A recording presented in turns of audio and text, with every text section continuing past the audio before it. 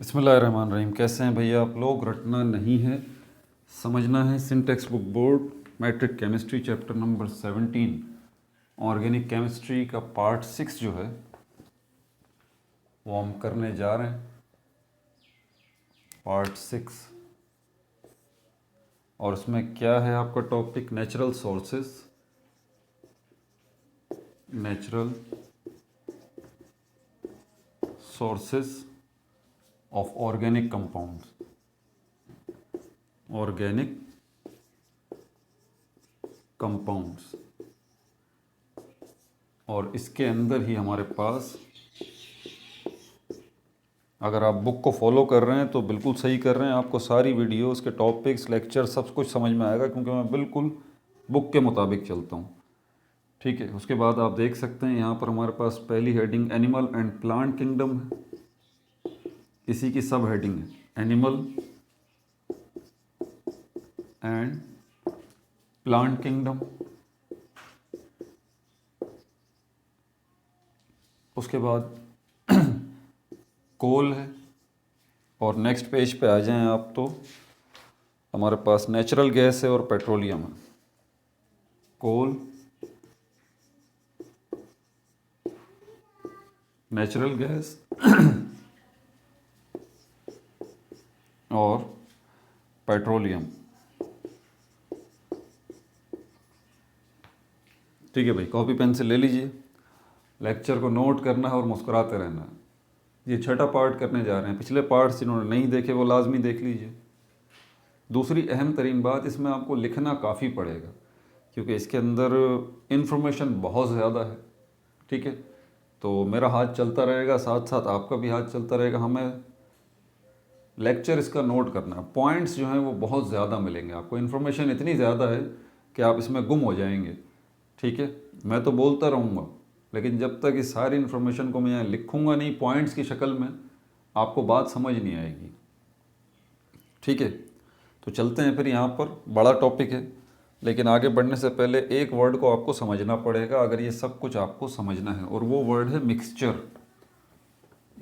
ये पहले भी ये टॉपिक आ चुका है, अगर आपको याद हो, मिक्सचर वाला, carbon, I think carbon part 1,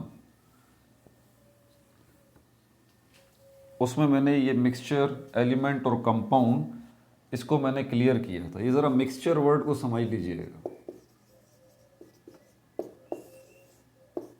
mixture होता क्या है? एक चीज़ होती है, थिंग, एक चीज़ है। मिसाल देके समझाता हूँ आपको।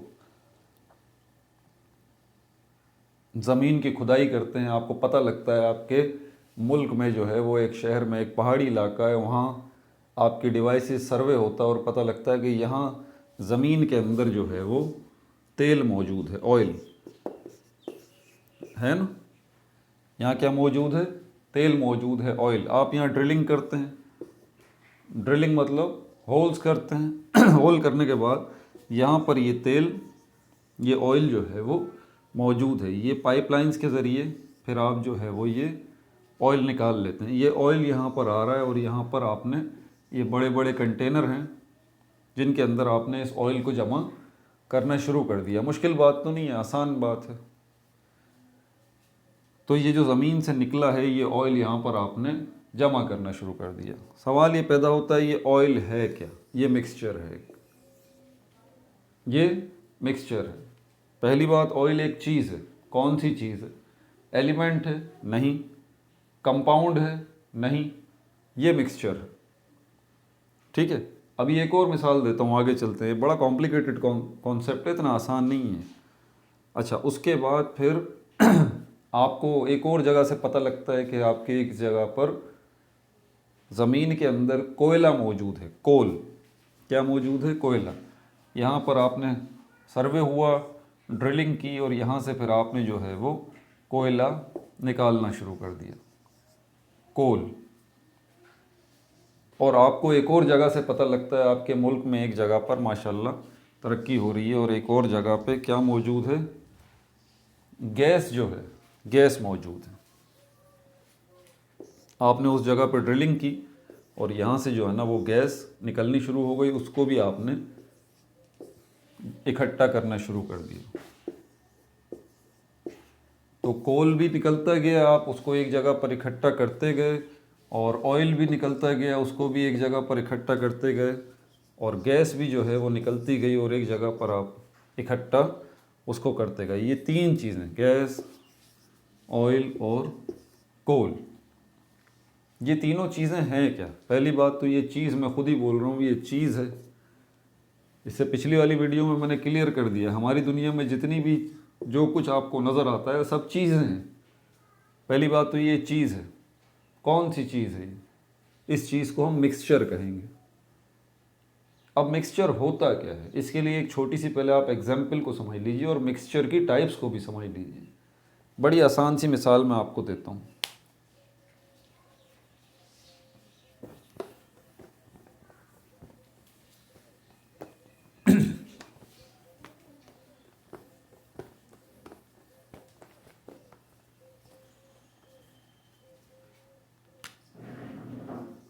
मिक्सचर,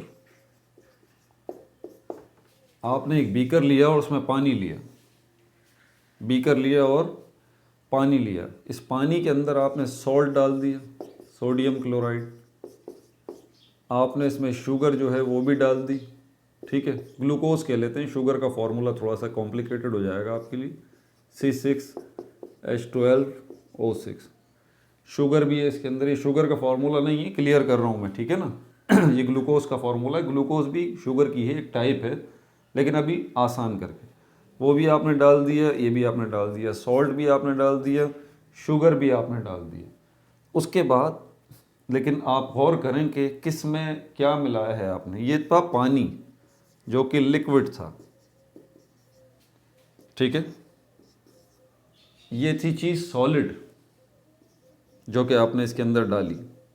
ये सॉलिड चीज़ें हल हो गई, डिज़ोल्व हो गई। ध्यान से सुनिएगा, बड़ी आसान एग्जाम्पल दे के बहुत बड़ा कॉन्सेप्ट आपको समझाने की कोशिश कर रहा हूँ। तो ये पानी था लिक्विड, इसमें सॉलिड, सॉल्ट और शुगर आपने डाल दिया, सॉलिड भी आ गया। अब आपने बोला इसके अंदर गैस को भी जो है वो डाल देना चाहिए, गैस को भी इसमें डाल देना चाहिए। आपने इसमें एयर जो है उसको डाल दिया, एयर इसमें डाल दी। अब याद रहे कि एयर बजाते खुद जो है वो कोई एक गैस नहीं है, एयर जो है वो खुद भी मिक्सचर है बहुत सारी गैसेस का। ये क्या है, गैसेस कौन कौन सी हैं इसके अंदर? कार्बन डाइऑक्साइड गैस भी है इसमें, नाइट्रोजन गैस भी है, ऑक्सीजन गैस भी है, हीलियम गैस भी है, ठीक है, कार्बन मोनोऑक्साइड गैस थोड़ी सी, भले थोड़ी थोड़ी क्वांटिटी के अंदर हो लेकिन कहीं ना कहीं मौजूद है, सल्फर डाइऑक्साइड भले थोड़ी क्वांटिटी में मौजूद है, कहीं ना कहीं इसमें मौजूद है, ओजोन गैस जो है वो भी थोड़ी बहुत कहीं ना कहीं भले थोड़ी क्वांटिटी के अंदर हो वो मौजूद है। मतलब ये कि हमारा ये जो एयर है ये भी आपने इसके अंदर डाल दिया। तो ये जो है अब क्या बन गया, अजीब सा, ये कॉकटेल सा बन गया ना। पानी लिया आपने, पानी के अंदर, पानी लिक्विड था, सॉलिड चीज़ें आपने इसके अंदर दो डाल दी, और उसके बाद ये एयर जो आपने डाली जो बजाते खुद इतनी सारी गैसेस का मजमुआ है वो भी आपने इसके अंदर डाल दी। ये चीज़ बनी क्या? इसको हम कहते हैं मिक्सचर। ये मिक्सचर। अब मिक्सचर, ठीक है सर, बात समझ में आ गई, सॉलिड है, लिक्विड है, गैस है, तीनों को हमने इसके अंदर मिक्स कर दिया। अब इन तीनों में, सॉलिड, लिक्विड, गैस के अंदर आप ये चीज़ देखिए, इससे पहले मैंने आपको कोल, गैस और ऑयल की मिसाल दी थी, याद है? दोबारा लिख देता हूँ। कोल सॉलिड है, कोल क्या है? सॉलिड है। और गैस, ऑयल क्या है? पेट्रोल क्या है? पेट्रोलियम जिसको कहते हैं, ऑयल, ये लिक्विड है, ठीक है, ये मत भूलिएगा क्योंकि यही तो समझाना है। कोल, ऑयल, ऑयल मतलब पेट्रोलियम और गैस, गैस मतलब नेचुरल गैस। कोल है, ऑयल है और पेट्रोल है, sorry, natural gas, natural gas, ये क्या है? गैस है। तो आपको पता है कि ज़मीन से जब आप निकालते हैं कोयला तो सॉलिड शक्ल में निकलता है, पेट्रोलियम जब ज़मीन से निकलता है या ऑयल जो है ज़मीन से निकलता है जिसको हम कहते हैं वो लिक्विड है, और गैस जब निकलती है जिसको नेचुरल गैस कहते हैं वो गैस है। मतलब तीन चीज़ें ज़मीन से निकल रही हैं, ये मत भूलिएगा। अब यहाँ पर आ जाइए दोबारा, ये आपने क्या किया है, आपने सॉलिड को भी, लिक्विड को भी और गैस को भी मिक्स कर दिया, किया आपने। अब इसमें सबसे ज़्यादा बड़ी मिकदार किसकी है ये बता दीजिए। लिक्विड की है ना, आप आसानी से बता देंगे, कोई बच्चा भी बता देगा, बोलेगा सर पानी सबसे ज़्यादा है, इसमें पानी के अंदर आप डिज़ोल्व कर रहे हैं ये सारी की सारी चीज़ें। तो पानी जो है वो लिक्विड वो ज़्यादा मिकदार में है। अब 1 मिनट के लिए इसको आप तो सुन रहे हैं, जिस जगह आपने ये सब कुछ किया है ना, वहाँ पर अब आप किसी दूसरे बच्चे को बुलाते हैं, किसी लड़के को बुलाते हैं, बोलते हैं इधर आओ बात सुनो। वो आता है, उसको कुछ भी नहीं पता, वो बिल्कुल एक आम सा लड़का है, आपको उसको बुलाते हैं, बोलते हैं बेटा ये देखो ये बीकर रखा हुआ है। बोलता है हाँ नज़र आ रहा है बीकर रखा हुआ है। आप उससे पूछेंगे इस बीकर के अंदर क्या है, उस बच्चे का क्या जवाब होगा? आसान सी बात, वो बोलेगा कोई पानी जैसी चीज़ है, पानी जैसी कोई चीज़ है, क्योंकि आपने इस पानी के अंदर सॉल्ट को, शुगर को और इन गैसेस को भी डाल दिया, तो थोड़ा सा अजीब सा ये बन गया। उसको कुछ नहीं पता, वो बोलेगा कोई पानी जैसी चीज़ है। यानी कि वो क्या बोल रहा है, वो बोल रहा है कि ये असल में लिक्विड है, ये असल में लिक्विड है। तो क्या वाकई ये सिर्फ लिक्विड है जो आपने बनाया? गौर कीजिएगा मेरी बात, क्या वाकई ये सिर्फ लिक्विड है? नहीं, ये सिर्फ लिक्विड तो नहीं है। ये अलग बात है कि लिक्विड की मिकदार सबसे ज़्यादा है इसके अंदर, लिक्विड की मिकदार सबसे ज़्यादा है। लेकिन अगर हम ये कहें कि ये सिर्फ लिक्विड है, ये बात गलत होगी। सही हो गई ये बात? क्यों? क्योंकि हम जानते हैं, वो बच्चा नहीं जानता, हम जानते हैं कि हमने इसके अंदर सॉलिड को भी मिलाया है, चीनी को और नमक को भी मिलाया है। सॉलिड है ना, भले वो अंदर गुम हो गया है लेकिन है तो सॉलिड। और इसके अंदर हमने गैसेस को भी मिलाया है, लेकिन वो बच्चा क्या बोल रहा है? वो बोल रहा है लिक्विड जैसी कोई चीज़ है, या दूसरे लफ्ज़ों में लिक्विड है।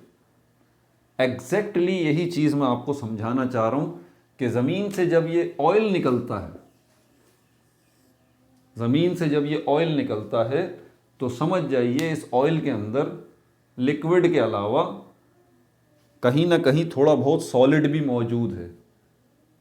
लिक्विड के अलावा कहीं ना कहीं इसमें गैस भी मौजूद है इस ऑयल में, जो कि ज़मीन से निकल रहा है लिक्विड फॉर्म में।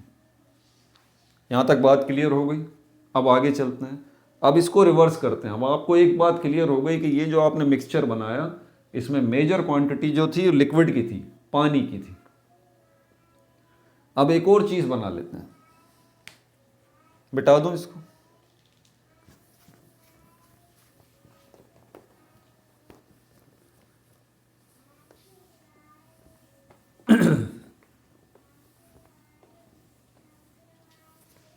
ये लिक्विड की मैंने मिसाल दे दी, सॉलिड की मिसाल ले लेते हैं। मिक्सचर हमारे पास सॉलिड में भी होते हैं, ठीक है। चौक, चौक नहीं बल्कि कोयले को ले लेते हैं। कोल मतलब कोयला होता है ना, बाज़ार में होता है। आप बारबेक्यू करते हैं, सीख तिक्के कबाब वगैरह भूनते हैं, उस कोयले के ऊपर होता है। और जो ठंडे इलाके हैं वहाँ पर इस कोयले को क्या किया जाता है, ठंडे इलाकों में इस कोयले से गर्मी हासिल की जाती है, ठीक है। Everyone is very much familiar with this coal या कोयला, सबको पता है इस बात का, ठीक है। ये कोयला आपने लिया, लैब में बैठे हुए ये कोयला आपने लिया, ये कोयले का एक पीस पड़ा हुआ है। आपने क्या किया कि इसके अंदर जो है वो ऑयल जो है, ऑयल होता है ना, मस्टर्ड ऑयल, आसान करके बता रहा हूँ, मस्टर्ड ऑयल वो लिया। बाज़ार से जो पेट्रोल मिलता है, बाज़ार से जो पेट्रोल मिलता है, उस पेट्रोल की बात कर रहा हूँ जो बाइक्स वगैरह में, कारों में आप डलवाते हैं, वो ये दो चीज़ें आपने ली और इसके ऊपर डालना शुरू कर दी। बल्कि ये टुकड़ा आपने ये क्या किया कि एक ये बीकर लिया आपने, और थोड़ा आसान करते हैं, बीकर लिया आपने, उसमें मस्टर्ड ऑयल ये डाल दिया, ठीक है। और पेट्रोल जो है आपने इसमें वो भी डाल दिया। और उसके बाद आपने अब इसके अंदर क्या आ गया, मस्टर्ड ऑयल भी आ गया और पेट्रोल भी आ गया इस बीकर के अंदर। उसके बाद आपने एयर को लिया। एयर आपको पता है बहुत सारी गैसेस का मजमूआ है। दोबारा वही बात कि इसमें हाइड्रोजन गैस भी है, कार्बन डाइऑक्साइड गैस भी है और बहुत सारी गैसेस हैं, नाइट्रोजन गैस है, ऑक्सीजन गैस है। एयर को भी आपने इसमें डाल दिया इस बीकर में, ठीक है। ऑयल पेट्रोल दोनों क्या है, लिक्विड है, और एयर जो आपने डाली है वो क्या है, वो गैस है। मतलब ये इस बीकर के अंदर जो चीज़ नज़र आ रही है वो दो चीज़ों का मिक्सचर हो चुकी है। किस किस का, लिक्विड जो कि मस्टर्ड ऑयल है, सरसों का तेल है, या और पेट्रोल है, और गैस में हमारे पास क्या है, एयर है। अब आपने ये जो पीस था, आपने बाज़ार से जो पीस मंगवाया था कोयले का, कोल का, ये भी आपने उठा के इसमें डिप कर दिया, ऐसे डाल दिया, ये आ गया। ये जो कोयला होता है ये पोरस होता है, पोरस, पोरस होता है, मतलब इसमें पोर होते हैं। पोर मीन्स होल होते हैं, सुराख होते हैं इसमें। जैसे स्पंज नहीं होता, जैसे कि ये कपड़ा ही ले लीजिए आप, डस्टर है, ये क्या है, इसको आप पानी में डालेंगे तो पानी इसमें जमा हो जाएगा ना, ये गीला हो जाएगा। इसके गीले होने का क्या मतलब है कि पानी इसके अंदर, पानी की मिकदार थोड़ी इसके अंदर आ चुकी है। तो बिल्कुल इसी तरह ये जो हमारे पास क्या है, ये कोयला जो है, ये जो आपने इसमें डाला है, ये पोरस है। इसके अंदर भी लिक्विड चीज़ जो है ना बहुत तेज़ी के साथ इकट्ठी हो जाती है, जमा हो जाती है। तो आपने ये कोयले का पीस इसके अंदर डाल के छोड़ दिया थोड़ी देर के लिए, घंटे 2 घंटे के लिए। उसके बाद आपने इस कोयले के पीस को बाहर निकाल लिया यहाँ पर। इसमें से जो ऑयल वगैरह, अब ऑब्वियस सी बात है, इसको इस बीकर में से निकालेंगे, कोयले के पीस में से ऑयल जो है थोड़ा टपकेगा, बहरहाल वो टपकेगा। आपने साफ वाफ कर दिया कपड़े से उस कोयले को और यहाँ पे रख दिया। अब ज़रा याद कीजिए कि उस बीकर के अंदर आपने जो है वो क्या डाला था, आपने लिक्विड्स को डाला था। फिर उसी बीकर के अंदर, उस लिक्विड के अंदर आपने एयर को, गैसेस को डाला था। फिर आपने जो है इस सॉलिड को उसके अंदर डाल दिया 1-2 घंटे के लिए, कोयले को। और अब जब आपने इस कोयले को बाहर निकाला तो अपने आप से एक सवाल कीजिए कि क्या इसके अंदर, कोयले के अंदर, जबकि ये कोयला जो है पोरस भी है, भुरभुरा भी है, इसके अंदर काफ़ी स्पेस भी है, जगह भी होती है खाली, तो क्या इस कोयले के अंदर ये सारा लिक्विड जो है क्या नहीं आ चुका होगा? काफ़ी सारा, सारा तो नहीं, काफ़ी सारा क्या इसने अपने अंदर जमा नहीं कर लिया होगा इस लिक्विड को? मैं लिक्विड की बात कर रहा हूँ, ये लिक्विड है ना सारा का सारा, बिल्कुल किया होगा। और ये जो लिक्विड आपने बनाया था, इसमें क्या चीज़ें थी? इसमें गैस भी थी, एयर, और इसमें लिक्विड भी था, यानी कि ये मस्टर्ड ऑयल और पेट्रोल। तो एग्जैक्टली जितना भी अमाउंट इस कोयले के पीस के अंदर आया होगा उस लिक्विड का, उसके अंदर मस्टर्ड ऑयल भी होगा थोड़ी मिकदार में, भले पेट्रोल भी होगा, और एयर भी इसके अंदर आ चुकी होगी इस कोयले के पीस के अंदर। अब ये कोयले का पीस आपने रख दिया, दोबारा उस बच्चे को बुलवाया, बोला इधर आओ बेटा और बताओ यहाँ पर ये क्या है। उसको पता है ये कॉमन सी चीज़ है कोयला, वो बोलेगा क्या बेवकूफ़ वाला सवाल कर रहे हैं आप, ये कोयले का एक टुकड़ा है। आप उससे पूछेंगे क्या ये सॉलिड है, बस कोयला है, वो बोलेगा हाँ भाई सिर्फ कोयला ही तो है और क्या है।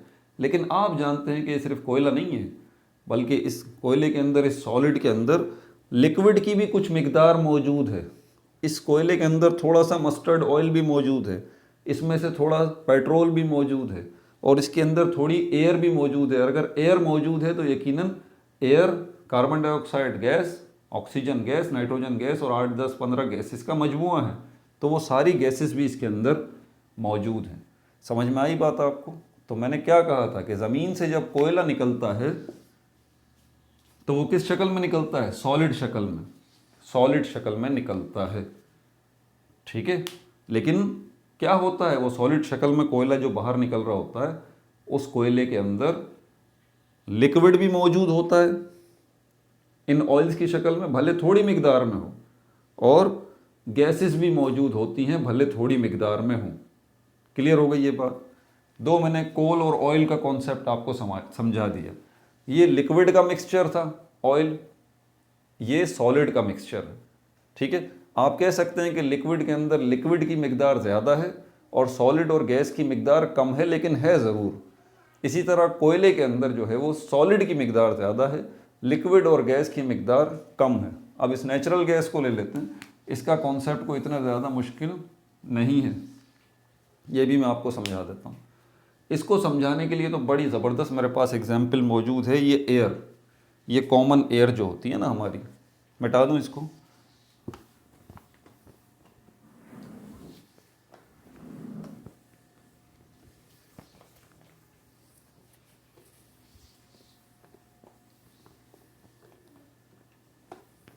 क्योंकि एयर जो है वो कलरलेस होती है,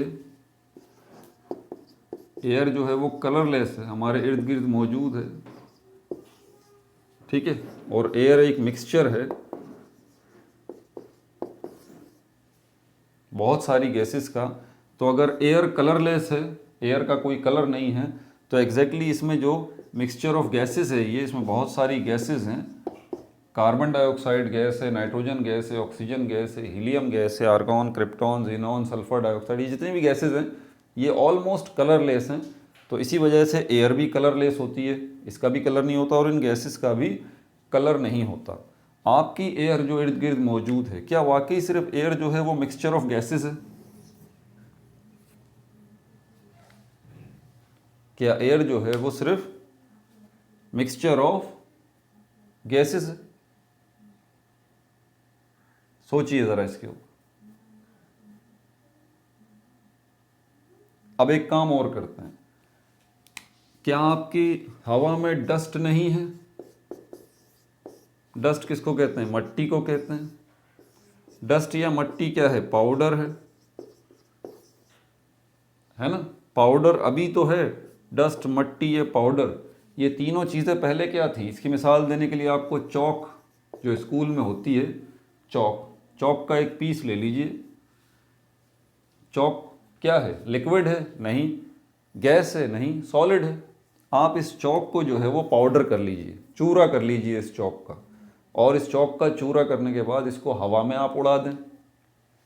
ये जो डस्ट है, dust of chalk, dust of chalk जो है ये आपने हवा में उड़ा दी, तो उस एयर के अंदर, अभी आप कह रहे थे एयर क्या है? Mixture of gases. आपने जो है वो ये चौक जो डस्ट बनाई इसकी, इसका पाउडर बनाया, वो जो आपने हवा में उड़ा दिया, तो क्या ये चौक जो है वो यहाँ पर नहीं आ गई इस एयर के अंदर? भले डस्ट की शक्ल में आई, भले चूरे की शक्ल में आई या पाउडर की शक्ल में आई, भले वो आपको नज़र नहीं आ रही, लेकिन एक बात तो आप मानेंगे ना कि हाँ, एयर जो कि गैसेस का मिक्सचर था, इसी मिक्सचर के अंदर सॉलिड भी आ चुका, इसी मिक्सचर के अंदर सॉलिड भी आ चुका, भले पाउडर की शक्ल में आया, भले डस्ट की शक्ल में आया, लेकिन आ तो चुका ना। दो चीज़ें आ गई एयर के अंदर। बहुत इंपॉर्टेंट चीज़ सिखा रहा हूँ आपको, ये पूरा सिनेरियो समझ में आ जाएगा क्या चक्कर है।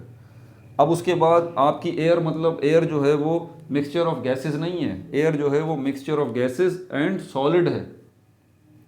अब आगे चलते हैं, एयर जो है वो आपकी मिक्सचर ऑफ गैसेस भी है, मिक्सचर ऑफ सॉलिड भी है और मिक्सचर ऑफ लिक्विड भी है।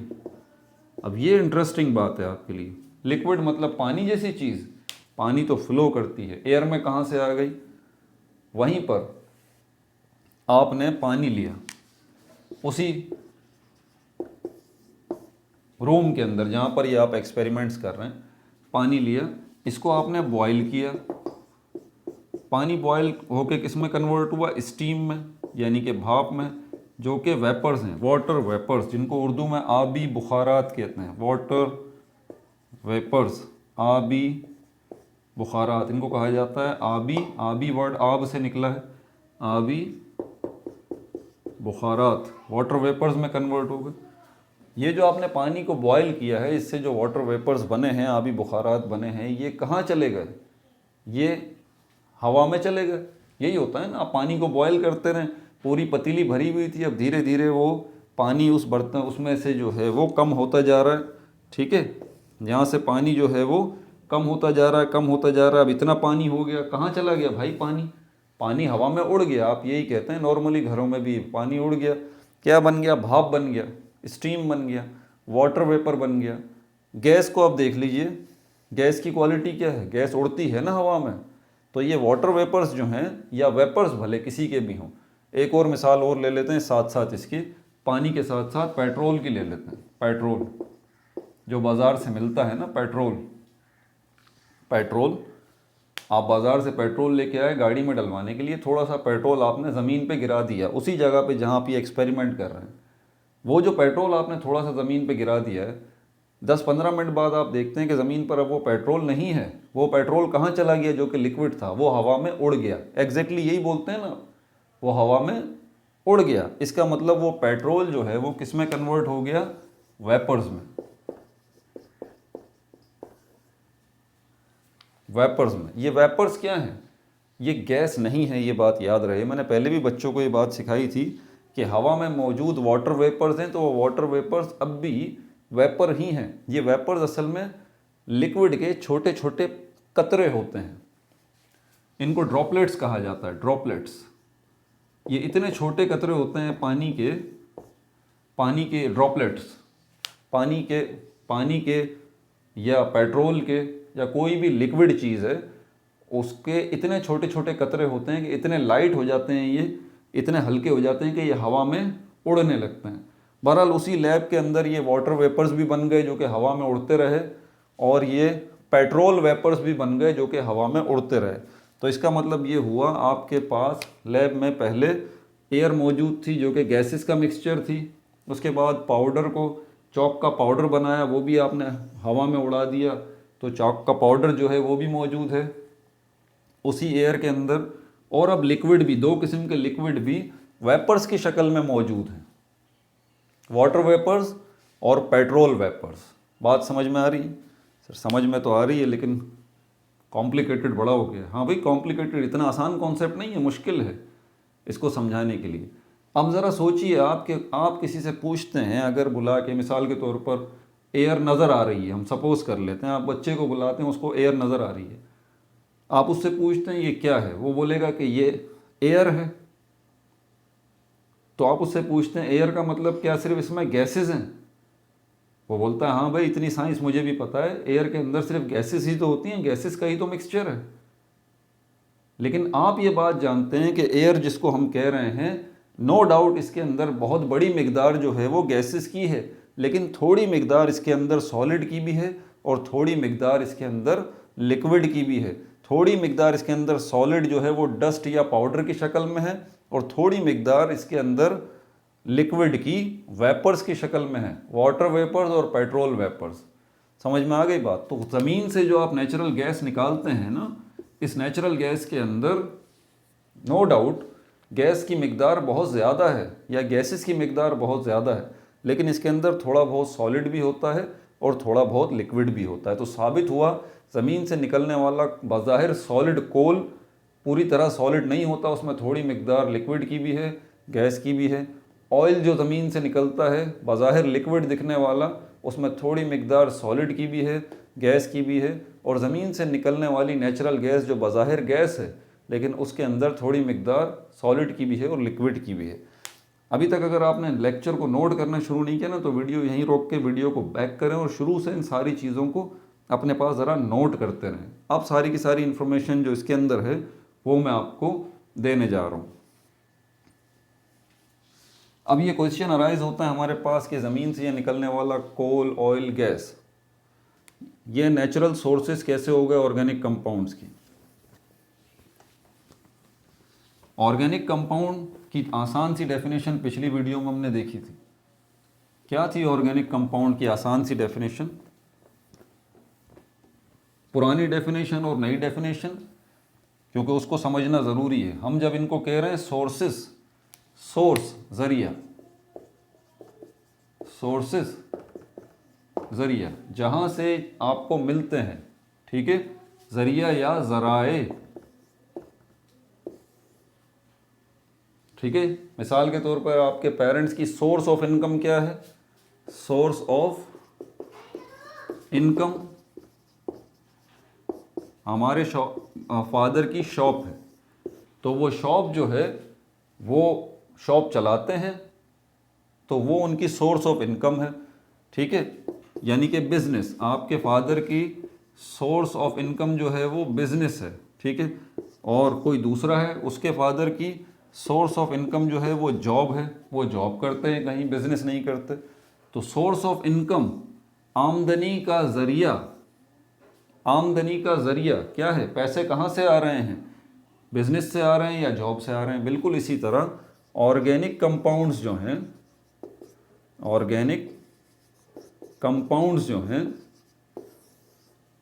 इनका सोर्स क्या है, इनका ज़रिया क्या है, कहाँ से मिल रहे हैं हमें ये हमें मिल रहे हैं किन से, इन्हीं को हमने इसमें देखना है, ठीक है। इन्हीं को हमने देखना है कि ये ऑर्गेनिक कंपाउंड्स मिलते कहाँ से हैं। तो मैं आपको अब ये बताने जा रहा हूँ, यही ऑर्गेनिक कंपाउंड्स जिनको हम कह रहे हैं ना, पेट्रोल, ऑयल और गैस। आप कहेंगे कि sir sources of organic compounds, अगर तो ध्यान से सुनिएगा बात, अगर पेट्रोल, ऑयल और गैस ये ऑर्गेनिक कंपाउंड्स हैं तो इसकी सोर्स क्या है, ज़मीन। भाई आसान सा जवाब है, ज़मीन से ही तो निकल रहे हैं, है ना। आप यही कहेंगे ना कि ये ऑयल है, गैस है, पेट्रोल है, जो ये ज़मीन से निकल रहा है ना, तो आप कहेंगे ज़मीन जो है इसकी सोर्स है, ज़मीन से हमें हासिल हो रहा है। ज़मीन के अंदर ये कहाँ से आ गई तीनों चीज़ें। अब अगला सवाल ये है, ऑयल, गैस और पेट्रोल, ये तीनों चीज़ें ज़मीन के अंदर कहाँ से आ गई। तो ये मैं आपको बता देता हूँ। पुराने वक्तों में चलते हैं, हज़ारों सालों पहले चलते हैं, डायनासोर के दौर में।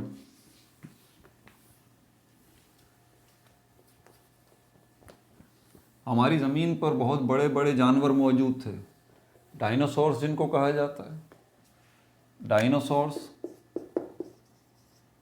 और हमारी ज़मीन पर उन्हीं के साथ साथ अगर आपने वीडियोस या मूवीज़ वगैरह देखी हैं, और ट्रीज़ जो हैं ये भी बहुत बड़े बड़े होते थे। तो ये डायनासोर्स क्या है, ये एनिमल है, और ट्रीज़ क्या है, ये प्लांट्स हैं, है ना। ज़मीन पर एस्ट्रॉयड्स वगैरह गिरे, कई थ्योरीज हैं इसके हवाले से कि हमारी ज़मीन पर बहुत बड़े बड़े ज़लज़ले आए। पहले ये ट्रीज़ का बता दूं, ये ट्रीज़ जो आपको आजकल के ट्रीज़ नज़र आते हैं ना छोटे छोटे से, ये छोटे छोटे ट्रीज़ हैं। आपके ख्याल में बहुत बड़े हैं, नहीं, बहुत बड़े नहीं हैं, ये छोटे छोटे से हैं।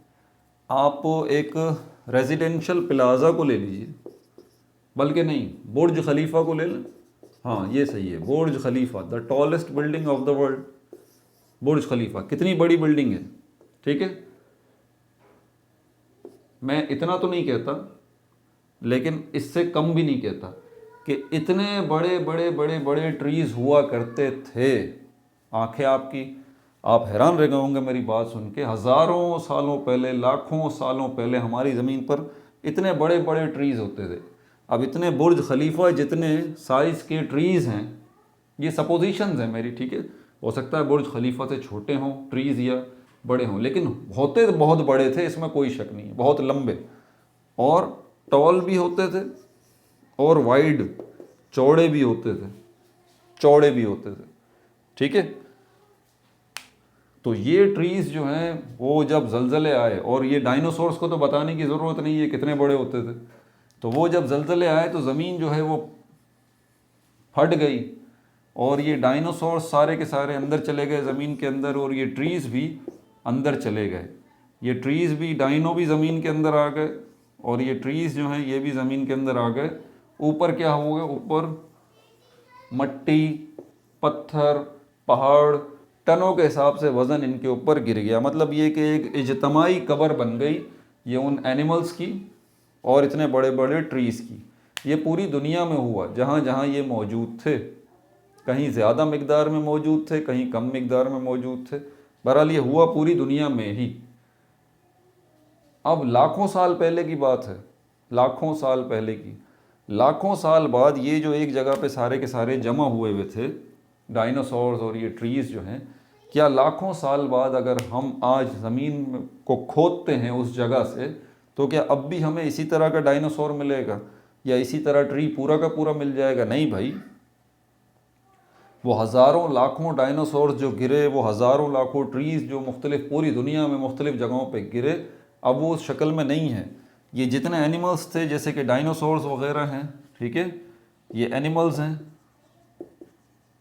ये दो चीज़ों में कन्वर्ट हो गए, ऑयल में और गैस में, ऑयल में और गैस में। इसीलिए ज़मीन की खुदाई जब हम करते हैं ना, जहाँ से ऑयल निकलता है, ऑयल के कुएं होते हैं, तेल के कुएं, वहीं पर गैस भी निकलती है। अक्सर ऐसे ही होता है, ज़्यादातर जहाँ ऑयल निकलता है वहीं पर गैस भी निकलती है। और ट्रीज़ जो हैं वो किस में कन्वर्ट हो गए, ये ट्री क्या है, ये प्लांट है, और ये किस में कन्वर्ट हो गए, कोयले में कन्वर्ट हो गए। लेकिन बुनियादी चीज़ मत भूलिएगा, तो जितने एनिमल्स थे वो सब ऑयल और गैस में कन्वर्ट हो गए, जितने ट्रीज़ थे वो किस में कन्वर्ट हो गए, कोयले में। और आज जो हम ज़मीन से खुदाई करके ये ऑयल, गैस, पेट्रोल ज़मीन से निकाल रहे हैं, तो असल में ये इन्हीं की बाकियात हैं, इन्हीं के रिमेन्स हैं पुराने लाखों सालों पहले। लेकिन आपने उस कॉन्सेप्ट से भटकिएगा नहीं जो मैंने अभी आपको इतनी मेहनत करके समझाया है, वो सॉलिड का, कि सॉलिड बज़ाहिर दिखने वाली चीज़ के अंदर थोड़ी मिकदार लिक्विड की भी है और थोड़ी मिकदार गैस की भी है। समझ आ गई बात? तो ज़मीन से ये जो कोयला निकलेगा इसके अंदर भी थोड़ी मिकदार लिक्विड की भी होगी, थोड़ी मिकदार गैस की भी होगी। और इसी तरह मैंने आपको फिर लिक्विड का मिसाल देके समझाई थी कि वो जो लिक्विड की मिसाल अभी पहले हमने देखी, उसमें थोड़ी मिकदार सॉलिड की भी थी, थोड़ी मिकदार गैस की भी थी। इसी तरह जो गैस की मैंने मिसाल आपको दी, उसमें मैंने आपको समझाया था कि थोड़ी मिकदार उस गैस के अंदर लिक्विड की भी है और थोड़ी मिकदार जो है वो सॉलिड की भी है। समझ में आ रही है बात? एग्जैक्टली ज़मीन से ये ऑयल, गैस और कोल जब भी निकलता है तो इनके साथ साथ इस ऑयल के साथ थोड़ी थोड़ी मिकदार गैस की भी निकलती है, थोड़ी मिकदार कोयले की भी निकलती है। और ज़मीन से जब गैस निकलती है तो थोड़ी मिकदार उसके साथ ऑयल की भी निकलती है, थोड़ी मिकदार कोयले की भी निकलती है। और ज़मीन से जब कोयला निकलता है तो उसके अंदर थोड़ी मिकदार ऑयल की भी होती है और थोड़ी मिकदार गैस की भी होती है। समझ में आ गई ये बात? अगर आपने लेक्चर को अच्छे से अभी तक नोट किया है और सारी बातें समझ ली हैं, और मैं नसीहत करता हूँ कि क्योंकि इन्फॉर्मेशन इतनी ज़्यादा होती है, कॉन्सेप्ट्स बिल्कुल न्यू होते हैं जो कि आपने कभी पहले सुने ही नहीं, तो वीडियो को एक से कम 2 दफ़ा देखें, ज़्यादा से ज़्यादा 3 दफ़ा देखें और रिलैक्स होकर देखें जब आपके पास वाफिर मिकदार में टाइम हो, ख़ास तौर पर रात के वक्त जब आप अकेले बैठे हों, पुरसुकून हो, कोई डिस्टर्ब करने वाला ना हो। ठीक हो गई भाई बात? अब आगे चलते हैं। अब आपको सब चीज़ें क्लियर हो जाएंगी। तो ये सारे के सारे सोर्सेस जो हैं ऑर्गेनिक कंपाउंड्स के, वो ये है, ऑयल है, गैस है, कोयला है। हमने क्या करना है, हमने इस ऑयल के अंदर से उन सारे ऑर्गेनिक कंपाउंड्स को निकालना है। अब जब मैं कह रहा हूँ ज़मीन से ऑयल निकल रहा है,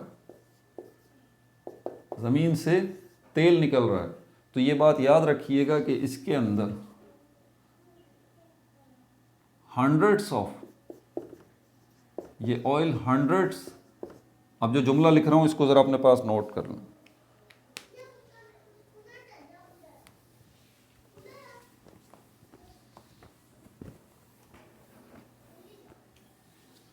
ये कंक्लूजन जुमला है इसका।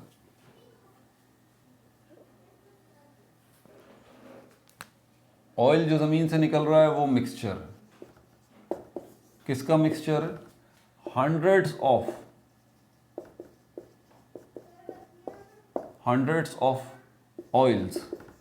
ऑयल नहीं कहा मैंने, ऑयल्स कहा है, यानी कि सैकड़ों, सैकड़ा 100 को कहते हैं, सैकड़ों किस्म के ऑयल्स का मिक्सचर होता है। ऑयल जो ज़मीन से निकलता है इसको कहते हैं ना ऑयल निकला है, तो वो अकेला ऑयल नहीं है, वो मिक्सचर है, बहुत सारे किस्मों का ऑयल्स का mixture.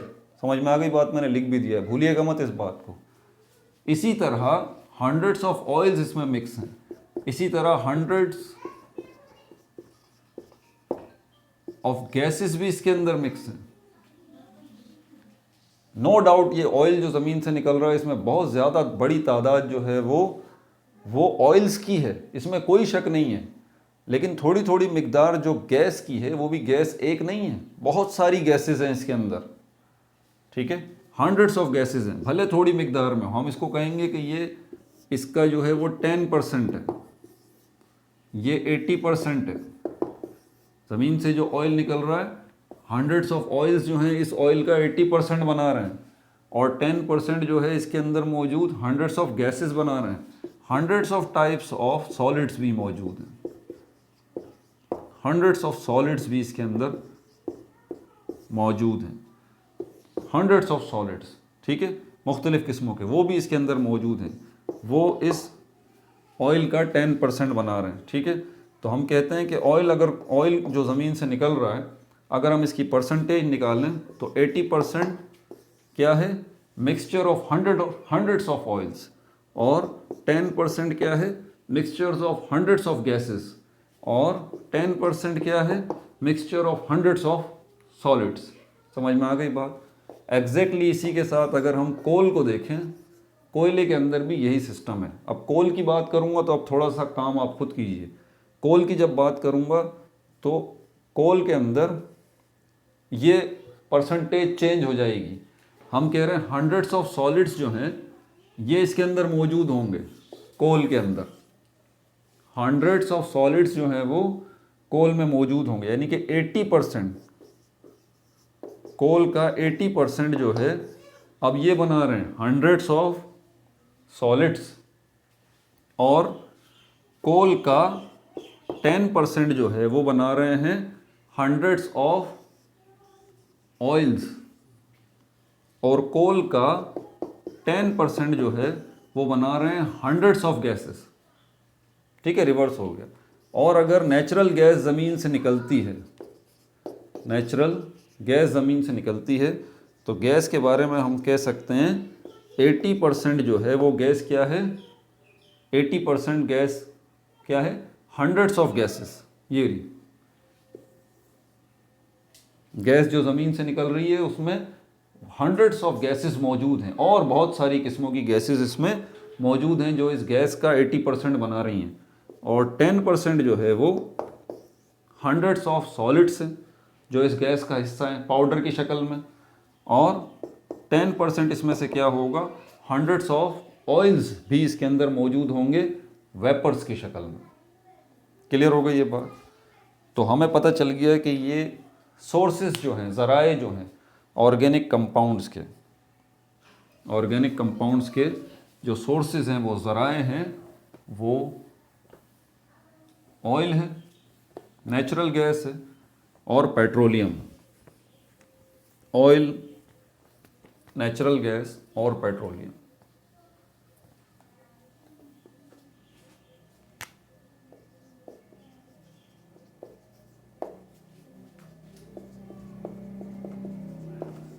Natural sources of organic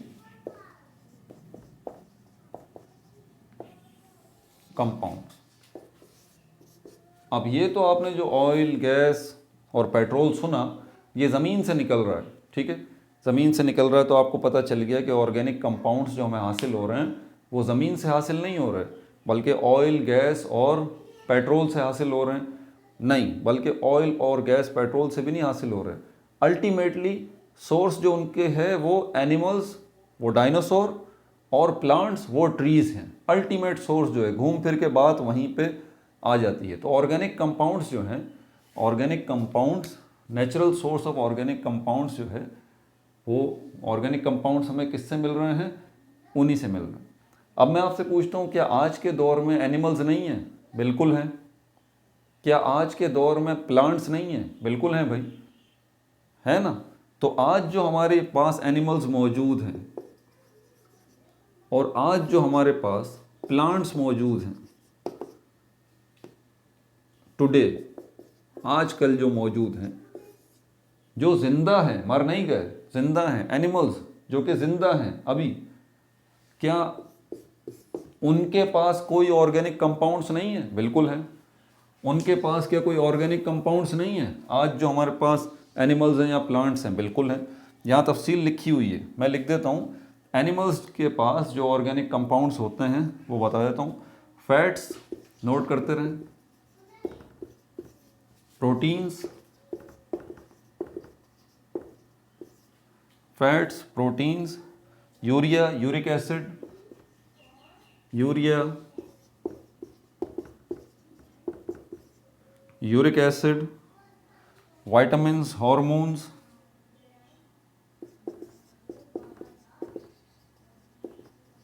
vitamins,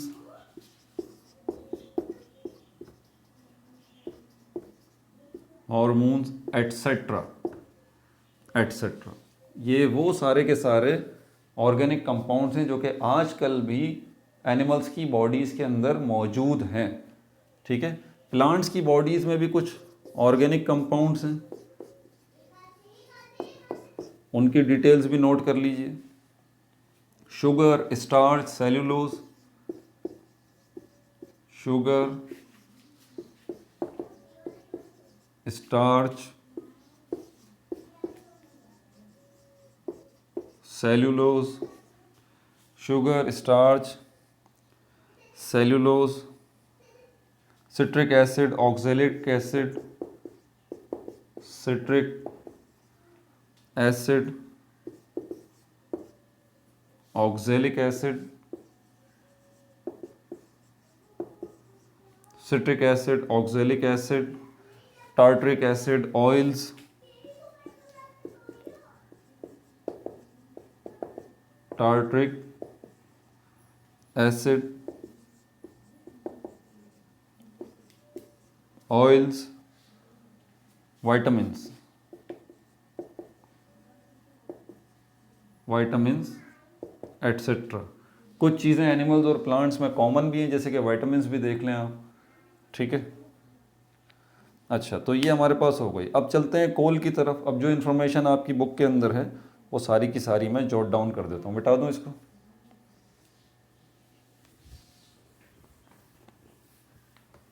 मैंने कहा था कि साथ अब तकरीबन आपको चीज़ें जो है वो नोट करनी पड़ेंगी। इन्फॉर्मेशन सारी मैं देता रहूँगा, नोट करते रहिए। अब ज़रा कोल को देख लीजिए।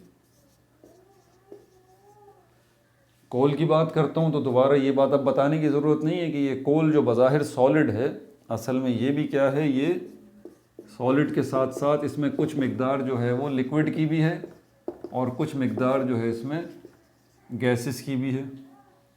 तो सॉलिड पार्ट जो है वो कोल का, वो हमारे पास क्या कहलाता है, उसको हम कहते हैं कोक। ठीक है, ये क्या है, ये सॉलिड है। कोल का जो लिक्विड पार्ट है उसको हम कहते हैं कोलतार। कोलतार। और कोल का, कोयले का जो गैस वाला हिस्सा है उसको हम कहते हैं कोल गैस या ओवन गैस। कोल गैस और या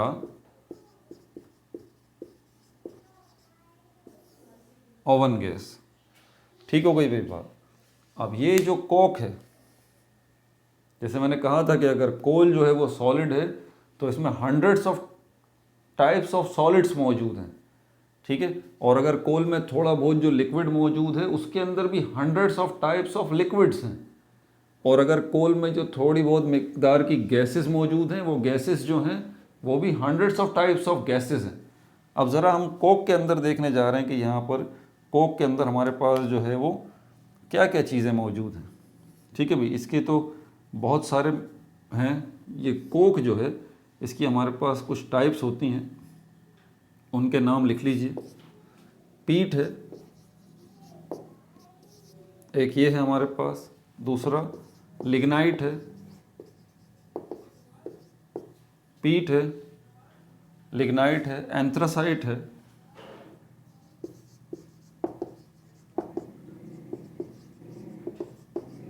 एंथ्रासाइट है और बिट्यूमिनस है।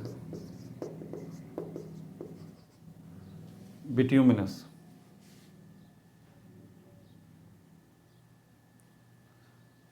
पीट हो गया, लिग्नाइट हो गया और बिट्यूमिनस। बिट्यूमिनस ये सॉफ्ट कोल कहलाता है। सॉफ्ट कोल मतलब है तो सॉलिड, लेकिन ऑब्वियस सी बात है अब ये सॉलिड थोड़ा सा हल्का हल्का सा नरम है, सॉफ्ट है, तो उसकी वजह क्या होगी कि इसमें लिक्विड पार्ट जो है वो थोड़ा सा ज़्यादा होगा दूसरों के मुकाबले में। ठीक है भाई, तो ये कोक की मैंने सारी तफसीलात बता दी। ये टाइप्स हैं जो है, इसको नोट कर लीजिए। कोल तार जो कि कोल का लिक्विड पोर्शन है, अब इसकी डिटेल बता रहा हूँ, ज़रा नोट कर लें। जगह चाहिए मुझे, इसको मुझे मिटाना पड़ेगा। ठीक है, एरो में ऐसे ही छोड़ देता हूँ ताकि आपको याद रहे। कोल तार जो है, ये कोल तार जो है, इसमें हमारे पास जो है वो क्या क्या चीज़ें मौजूद हैं।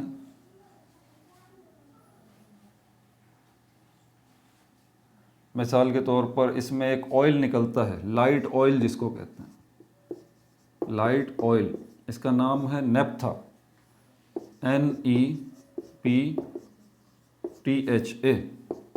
लाइट ऑयल मौजूद है इसके अंदर, ठीक है। कोल तार, इसमें से ऑयल निकलता है। देखें इसमें से चीज़ें निकल रही हैं, कई किस्मों का कोक है ना, अभी आपको बता दिया। अब ये जो लिक्विड आपने कोयले से लिक्विड को अलग किया, जो कोल तार है, इस लिक्विड के अंदर मज़ीद चीज़ें निकलेंगी। याद रखिएगा, कोल में से आपने लिक्विड को अलहदा किया और लिक्विड को अलहदा किया और लिक्विड, उस लिक्विड के अंदर मज़ीद चीज़ें मौजूद हैं, ठीक है। जैसे कि लाइट ऑयल उस लिक्विड में मौजूद है जिसको नेप्था कहते हैं। इसके अलावा कुछ उस लिक्विड के अंदर गैसेस भी मौजूद हैं, ठीक है। जैसे कि हमारे पास जो है वो और भी इसमें जो है वो इसी, बल्कि हाँ, ये जो लाइट ऑयल है थोड़ा सा कॉम्प्लिकेटेड हो जाएगा, लेकिन समझ लीजिए भाई ज़रा। ये लाइट ऑयल जो निकल रहा है कोल तार, इसके अंदर से ये जो लाइट ऑयल है नेप्था, इसके अंदर मज़ीद कुछ और किस्मों के लिक्विड्स हैं। मैंने कहा था थोड़ा कॉम्प्लिकेटेड होगा ये, कुछ और किस्मों के इसमें लिक्विड्स हैं, जैसे कि बेंजीन है, ठीक है, टॉलिन है, इनकी डिटेल्स आगे आएंगी, ज़ाइलिन्स है,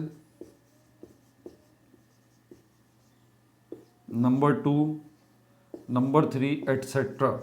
क्या किया है आपने, कोयले से आपने एक लिक्विड निकाला, उस लिक्विड का नाम आपने कोल तार रखा, उस लिक्विड से आपने एक लिक्विड और निकाला जिसको आपने क्या कहा, लाइट ऑयल नेप्था, और उस लाइट ऑयल नेप्था में से मज़ीद कुछ वैरायटीज़ के लिक्विड्स निकाले, जो कौन कौन से हैं, बेंजीन है, टॉलिन है, ज़ाइलिन है, एटसेट्रा, और भी हैं, और भी बहुत सारी किस्मों के लिक्विड्स हैं। कोक की मिसालें मैंने बता दी आपको, कोल का जो सॉलिड पार्ट है, लिक्विड का मैंने बता दिया, लिक्विड के आगे फिर मैंने मज़ीद और टाइप्स लिक्विड्स की बता दी जो निकल रही हैं। गैस में जो है हमारे पास, इसमें कौन कौन सी गैसेज हैं वो बता देता हूँ आपको। यहाँ पर जो पॉइंट्स आगे पीछे हो जाते हैं, हाँ गैसेस में बता दूँ, ये कोल गैस जो या अवन गैस है, इसके अंदर हमारे पास जो है वो हाइड्रोजन गैस है, H2। ये गैस, जो गैस वाला पोर्शन जो इस कोक में से निकलेगा, इसमें हाइड्रोजन गैस है, ठीक है, और मीथेन गैस है, CH4, और क्या मौजूद है इसके अंदर और जो है इसमें कार्बन डाइऑक्साइड गैस मौजूद है, ठीक है भाई। तो यहाँ पर अभी हम इसको ही रखते हैं यहीं पर पार्ट 6 के अंदर, क्योंकि ये बहुत बड़ा टॉपिक है। सिर्फ अभी कोल को थोड़ा सा डिस्कस किया है, लेकिन ये भी आपको समझ में अभी इसलिए आसानी से आ रहा होगा क्योंकि आपको मिक्सचर का कॉन्सेप्ट अब क्लियर है, अब आपको परेशानी नहीं हो रही इस चीज़ में। अगला टॉपिक जो हम उसका देखेंगे पेट्रोलियम का, फिर नेचुरल गैस का देखेंगे, नेक्स्ट पेज पे मौजूद है, वो अगली वीडियो में डिस्कस करेंगे। मैं भी थक गया भाई थोड़ा सा, ठीक है। तो अपना बहुत ज़्यादा ख्याल रखिएगा, ठीक है। No like, no subscribe, only share.